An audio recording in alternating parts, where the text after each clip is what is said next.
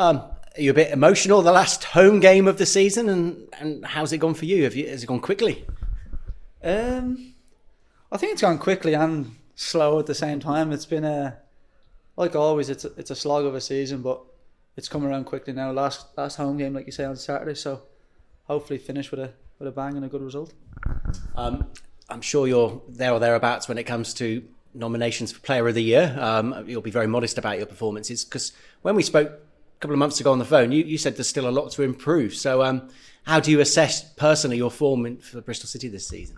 I think it's been a good start. I'm happy with the amount of games and stuff I've played as well, but there's always stuff to improve. But it's been a good start. Hopefully continue that into next season and strive for better performance, more goals, more assists, and try and help the team that way. So, but no, like you say, it's been a good start. It's been a good season, personally for myself, but lots more to come. Fans love your work rate. You can also play a variety of positions. What's your favourite position in the City midfield? I think, like you say, just in the City midfield is where I'm happiest and most comfortable. I've played all the different sort of 10, 8, 6. I can adapt my game to any of them, so I'm happy either way, whatever the manager decides, really. Yeah, because there's obviously defensive aspects to your games, but you never stop running and hassling defenders as well. So do you generally don't really mind whether you're classed as an attacking, a defensive midfielder, or a bit of both? No, I think growing up, I've tried to be a bit of both, the box-to-box midfielder, and get forward, get back, score goals, defend the goal. But that's the way I try and be. Obviously, the game now is more specific into what positions you play, but I try and bring a lot of what I've done as a kid and going forward, getting back, and that's what you see in my energy as well. But I'm just trying to bring that to the group as well. And there are still 2 games of the season to go, but how much confidence should we get from this run of form where you're unbeaten in 6? It would be fantastic to end the season unbeaten. Going into the summer, where Liam Manning's told us he's already planned your pre-season, and bring on next season. Are you confident about City's ambitions longer term? Well, we've got to be. That's why I've come here. I want to be successful. I know the club wants to be successful. I know the manager does as well. So, yeah, we'll go into hopefully finish, like you say, the last 2 games on a high. We want to go unbeaten into the pre-season and crack on, have a good pre-season, and then get straight into the games. And are you looking forward to welcoming Max as a teammate in the summer, Max Bird? Yeah, I'm looking forward to it. Max is a great guy, first and foremost, and then he's a great footballer as well. Someone who's going to come into the group and take to the group really well, and I think the supporters and the club will benefit from that as well. While we were waiting to speak to you, we're talking about Player of the Year, and I think the positive is that there's a number of candidates. Out of interest, who would you vote for as your Player of the Year? I think the players get a vote, don't they? Yeah, the players get a vote, but I think we'll find out Saturday. I'll try and keep it quiet for now, but I think I know who I'll vote for. I'd be surprised if it wasn't him, but no, it will be a good day Saturday, and hopefully a win to go with it as well. Yeah, and to go out against a relegated Rotherham side, I think this is a good test, isn't it? Because next season, when you're playing teams below you in the league table, games like that you'll have to win to be successful. 100%, and that's probably somewhere this season we could have done better against those teams down near the bottom and stuff. We know it's going to be a physical game now. Steve Evans gone in there, is it? Yeah. Rotherham's always a physical game anyway, so it's going to be a real test. We sort of trained like that today as well, and we just got to be ready for a right battle and try and impose our game as well. And does your season end at Stoke next week, or are there still some international games to get in before you have a proper rest and break? There's some internationals halfway through the off-season, about June, I think, so hopefully I can get a good call up and get some couple more games under my belt with the international scene as well. Because each time there's an international break, you're called into the Ireland team and you're approaching, 30 caps already. I mean, just what does playing for your country mean for you, and what are the differences playing for Ireland on a Wednesday night compared to playing for Bristol City? It's everything, to be fair. I've always said it wherever I've been. My international stuff and playing for Ireland is the pinnacle of a career, I think. So any chance I get to play for my country is special, especially at home in the Aviva in some great games as well. So I'm looking forward to it, and hopefully, like you say, I can just keep pushing on and get those caps rolling up. And do you watch the Euros going tournament football? That's the real pinnacle. I mean, dream of playing at the World Cup, for example. 100%. Getting to a major tournament is everything international wise, and that's something we're striving for on the other end. But we just got to keep going. It's obviously a bit of a transition period now looking for a new manager and stuff. So we'll see where that happens. And then we had got some good games in September as well against England, I think. So it'll be good. Okay, thank you. Nice to speak to you. No worries. For those on Max, how would you describe him as a midfielder for those who might not have watched him play? Max is not far from maybe me. He's really energetic, gets around the pitch quite well. When I played him, he was always a bit of a deeper midfielder, but I know this season he's been playing as an 8 and doing really, really well. So I know it definitely come in and play in one of those positions in midfield or try and get in one of those positions in midfield. But he's a great lad. He gives everything for the team, for the club when he's here. So it's going to be a great addition to the squad. Because I guess you guys sort of grew up together from a point, because you obviously were 16. Yeah, 100%. You would have been around that age. Yeah, we're the same age and came through as the scholars together, went into the reserves and then onto the first team together. So we know each other a good 5, 6, 7 years now. So we're really close now, and he's been asking me places to live and stuff like that. So now I'm looking forward to getting him here in pre-season, and all the lads will enjoy him as well. Do you feel fully sort of Bristolised? Is that a word? I don't know. But you know Bristolian. Yeah, do you feel like you've kind of like you're in a position now where you can? Yeah, well, I think so. I know where I live and I know where the training ground is. That's probably the most of it. No, I really enjoy the city. The club, the city, the people have taken to me quite well as well. So I'm enjoying it, and I'm just trying to continue that as well and do as best I can. I know Matty James is kind of the captain and the senior figure, if you like. You've worn the armband, I think double figures now. Is that right? I'm not sure. I think so. A couple of times in it, yeah. Getting there anyway. Yeah. How have you found it? I've enjoyed it. I've tried to just play as I would anyway. It's a major honour, captain the club, and I'm delighted that I get the chance to do this a lot of times so far this season. But like you say, I've been helped with the likes of Matty James, Andy King, Cam Naismith, Naki Wells. There's a lot of senior lads around the dressing room as well who you can bounce off. And it's more so it's just about me doing myself and doing my job correctly whenever I get the chance. And then being the captain is a nice bonus as well.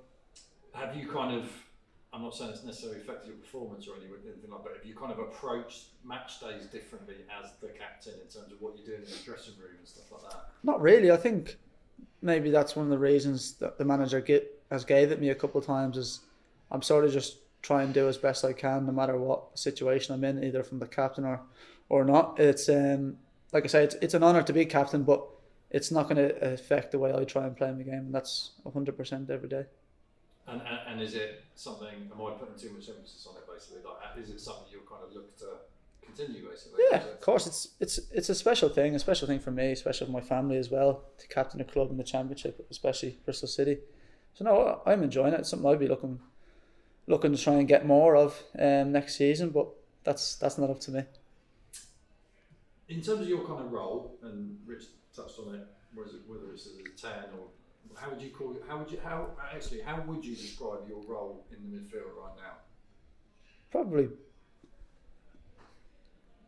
more of a central midfielder, yeah. But I'm given the license, and that's down to the gaffer and the staff as well. They give me license to get forward and attack as well. But also I need to get back as well when I need it. So, yeah, 6.5.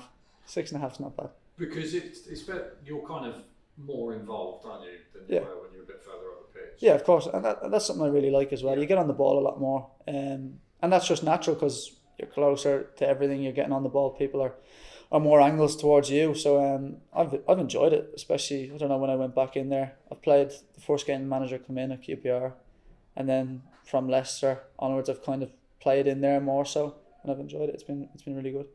And you've obviously played alongside Matty, played alongside Joe. Kind of how have you found that, the different dynamics between those guys? Yeah, they're both great footballers. Obviously Joe gets around a lot more. He's a bit more like myself, and then Jamo's really controlled. He's a good head to have in there when things aren't going like your way in certain games. So he's definitely someone. They both bring their own different things, but they're both great at it as well. So it's been great to play with them both in there.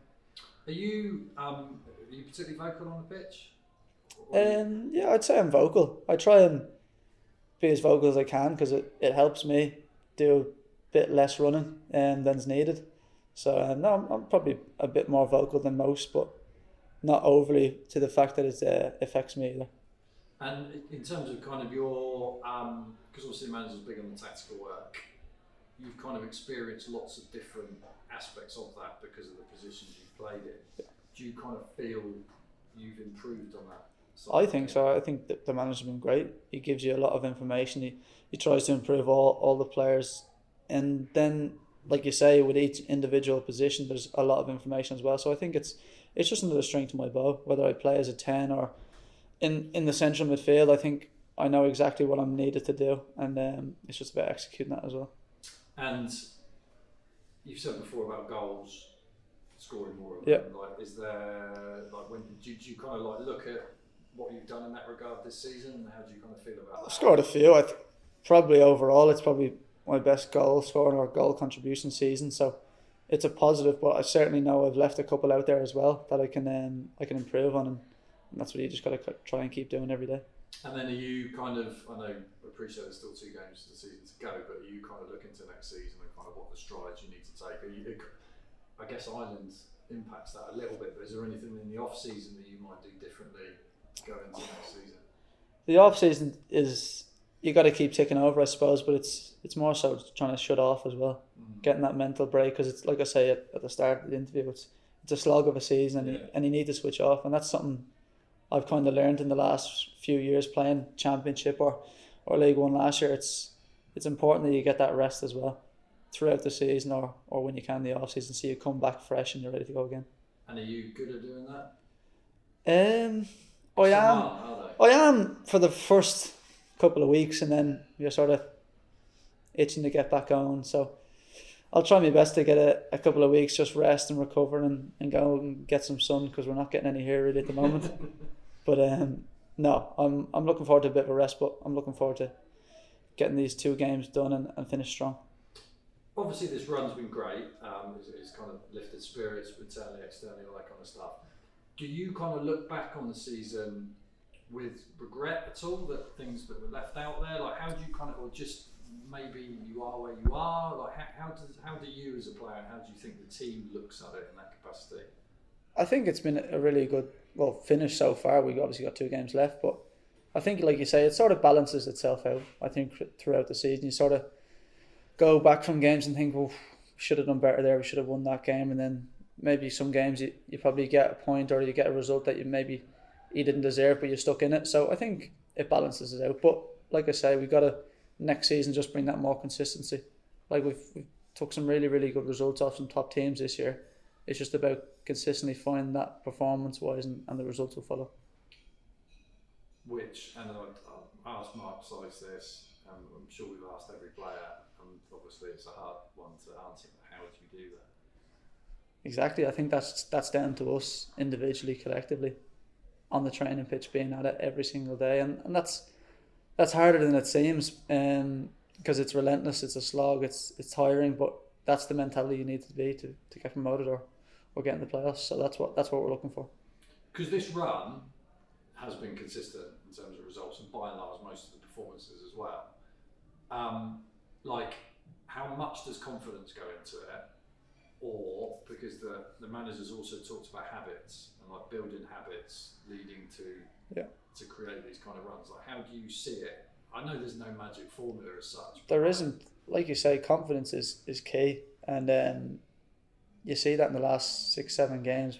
Really confident, playing well, and then getting the results.